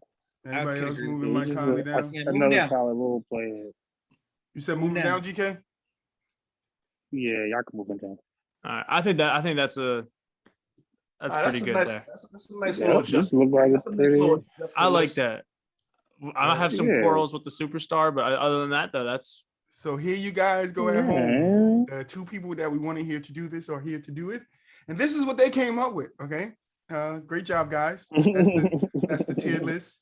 I'm going to throw it up on Instagram and TikTok. Probably fucking, I'm not even gonna lie to you. Probably Sunday or Monday, bro. I'll try my best to get this video edited by the night because I ain't doing nothing. That whole segment right there could have been an episode itself. Yeah. For real. Yeah. I didn't mean to talk so much, but you know you guys drive me crazy with your damn. Oh, it's your show. We drive. Everybody drive each other crazy with the damn logic. I know me and the people at home that actually watched the episode because one of my big sisters, she watched it and she said, "Yo, I don't even pay attention to basketball that much, but that damn superstar argument you guys had was fucking fire." So I want to thank Frank and GK for that because without you guys, where have been that? I thought we did pretty good that segment. No, it was fire. Bro. A lot of people like that. So I'm pretty sure they're gonna like this too since they got to see where you guys rated 2, 4, 6, 8, 10, 11 superstars and you know. But in terms of our tier, I thought we did pretty good in terms of our tiers too for that. No, yeah. I don't think that list was terrible. I think that list is pretty good. I think we had good conversations. I've seen some worse lists. I've seen some worse. Yeah, lists. Agreed. I've seen some worse lists. Agreed. But we got some in this upcoming, New Year's rolling out. We got a lot of tier lists coming up. So we're gonna probably be doing multiple tier lists to show. So just to tell you guys and people at home some lineups we got the 10 best quarterbacks of all time, running backs of all time, wide receivers of all time, corners of all time, safeties of all time, O-lines and defensive lines of all time. I got that in store for you guys. I like that. But don't also forget that we still got to build that 21-0 team that is going to go undefeated. It's not going to lose by picking a quarterback, a running back, 3 wide receivers, a O-line, a defensive line, and I think a backfield. Gotcha. I got some really good lists coming up for you guys. That some of them, like the all-time list of all the football positions in that build that 21 team, you guys got to do that collectively. So how you guys did this tier list is the same way as you guys gonna have to do those draft lists of who you're gonna take because you only get to build one team as a collective group, and then we're gonna see what the people at home think about it. So next episode is gonna be fun. I got another Who You Got next episode that I'm about to get together. I don't know if I want to do music though, because you guys missed the basketball movie one. So I did a sports movie one, it's basketball and football movies. And I did that with Pete and Melvin last week. So for you that watched the episode, thank you guys for checking that out. But that was pretty cool. So I don't know if I want to go movie route still. Maybe I could do some action or adventures. What kind of movies are you guys into? Any. All movies? Any of them. All right. So yeah. And then what's your genre of music? Because I listen to like country, rock and roll. Everything, brother. Anything you could possibly play, I know it. I don't know why I know it. I got some homework for you guys. It's this country song, and the guy in the song is singing about how his Hootie and the Blowfish. No, how his child. I love Hootie and the Blowfish, though. I only want to be with you. No, let me stop. But he's singing in the song about how his son loves his stepfather more than him. And I want that song. I don't know what it is and I can't find it, but it's funny as shit. The first time I heard it, I was at a moving storage garage and I was helping my boy move some stuff. And the guy in the truck behind us had that shit blasting. And the whole time the song was playing, I was on the floor crying because he literally was saying, when your son loves his stepfather more than you. So the shit was just funny as hell to me. It's funny. I'm a stepdad, so I get it. But it was funny as hell. But yeah, so all genres of music, all movies, y'all good. I'll try to come up with some more stuff because I want to start having fun, getting to more debates and topics like this. Like the superstar one is a great debate, but unfortunately, we do have to move on for it, or we're gonna go to next year talking about who's a superstar and who's not. Okay. And I don't think the people at home want to hear that. So we're gonna finish the show off with favorite food, favorite Christmas food. What is your favorite Christmas food to eat every Christmas? And anybody can start. I got pork butt and cabbage. I love cabbage on Christmas, and I love pork butt. Yes, pork butt. Yes, pork ass. Yes. Porky big butt, porky big butt. If you ever go to the store and you think you want a panini, you know the panini that Spanish people, tell them to get you a pork butt roast. Panini. You want a pork butt roast. That thing is so tender and juicy, it's not even funny. Throw it in the crock pot, slow cook it. It's over, bro. I'm part Italian for the people at home that don't know. So I don't know if I ever had that, but that sounds good. Yeah, pork butt. I used to be a butcher. Well, not a butcher. I used to be a meat wrapper. So I know all the cuts of meat and stuff like that. Okay, cool. I'm a big Christmas ham for me. That is a big staple. Big ham guy. So that's my favorite easily. Mac and cheese, baby. Mac and cheese. I'm making lasagna tonight. I'm not having mac and cheese. Mac and cheese, baby. For tomorrow. It's not Christmas yet. Frank, what you got? You thinking hard over there, Frank? Because me and my family really don't. We really don't do like Christmas dinners. Like that's like every y'all order Kentucky Fried Chicken every once in the blue moon. A lot of times people order out, or we might go to people's houses. We don't really stay that long. You just go grab some gifts. But it's the food that you like eating on today, like on Christmas. What's the food you like eating? It may not be a food, but the one thing that's in common with every Christmas is eggnog. Is rum and eggnog. Rum and eggnog. What you got, GK? The only real like memorable thing for like tradition is my dad always gets like this really good crumb cake from the local bakery by my parents' house, and so we eat that every morning. And that's what it'd be for me. We all got some good foods. Christmas, I know a lot of people don't celebrate Christmas, but we all find something to eat, bro. It's always like family gatherings, and that's why I included it on the thing because even though I have a small family, I have 2 children, we celebrate it by ourselves. Normally today we go to her mother's house, but with COVID kicking back up, we're gonna stay in again this year to just be safe and keep everybody safe. So that's my final message before we get to final messages is I want everybody to be safe this Christmas, enjoy your Christmas, eat a lot of food, drink a lot of eggnog, Uncle Frank. Don't get too drunk though. And I'll see you guys back on Tuesday. And final thoughts. We're gonna start with Dray. What's your final thoughts, Dray, the guest of the show? Final thought is what you said. Everybody be safe out there. All y'all that's on here, be safe. Right now, I'm currently I'm in quarantine right now because I took a test Tuesday and it came back positive. So now I'm confined. Get well, brother. Get well. Yeah, get well, man. Yes, I know that's the crazy thing. Like I'm fine. Like there's no symptoms or nothing, but it came back positive or whatever the case may be. I was a little messed up last week, but I took the test Tuesday and it came back positive. So now I'm confined to my room, bored out my mind, and you got that TV though. You got that TV. At least you got TV. It could be worse. The good thing is that I'm vaccinated. You know what I'm saying? So it could be worse had I not been vaccinated. So it's a good thing that I did, do that. And I'm taking the steps that I gotta take. Make sure my moms and nephews don't catch it or whatever the case may be. So for everybody, that's the only thing you can do is be safe, man. Be safe for the people. Yeah, get well, brother. Get well. This is spiking and it ain't no joke. So everybody out there, man, be safe, man. Safe. Words of DMX, it is not a fucking game.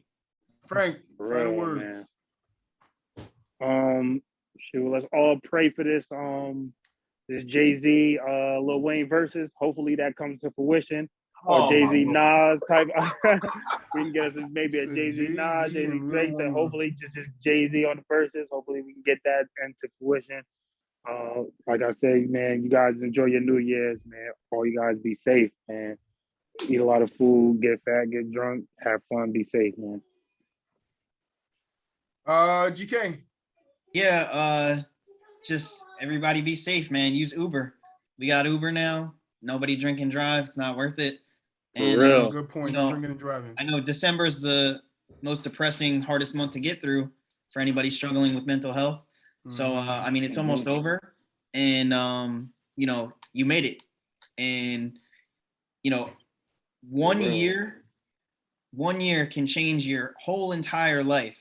Like you can pivot off of 1 year, and honestly, the way it works for most people is just by making that decision. Like just decide that, yo, I'm gonna take these next 12 months and do the things I have to do and change the rest of my life. And my whole life's gonna be different now. And it really just comes down to making the decision and sticking to it. And that's it. Roy, final thoughts. Yeah, I just like to share my Christmas sweater real quick. Merry Christmas, Mike Tyson. That's the best gift I've ever gotten. That is nice. But no, man, I agree. Everyone just got to stay safe for Christmas, man. I mean, I like how you said this is a tough time for, especially with mental health. And just remember to be nice to each other, man. You got to remember that, you know, we've all lost loved ones along these past couple of years. And remember, this might be someone's first Christmas without that loved one. You know, and so that's always a tough time for people, you know, and just be nice. Small acts of kindness go a long way. They go such a long way. You don't even know how much of an effect you're having on people. So, you know, just be positive, spread love, and, you know, stay safe during the holidays. Word, man. And that's it, man. We put together a Christmas show for you guys. Like GK brought up a very good point. That's why I love having you guys on the show. Mental health, man. You guys got to fight, keep fighting, keep pushing, man. Everybody stay safe out there, dude. Take your protocol, do what you guys have to do. Don't be ignorant, man. And don't drink and drive. Don't get into trouble. Try to be courteous to people around the holidays and just for the rest of your damn lives. Because, you know, sometimes you guys get out of hand. But, you know, we want to wish you guys a Merry Christmas. We'll see you guys in the next episode from the Sideline Podcast out. Peace.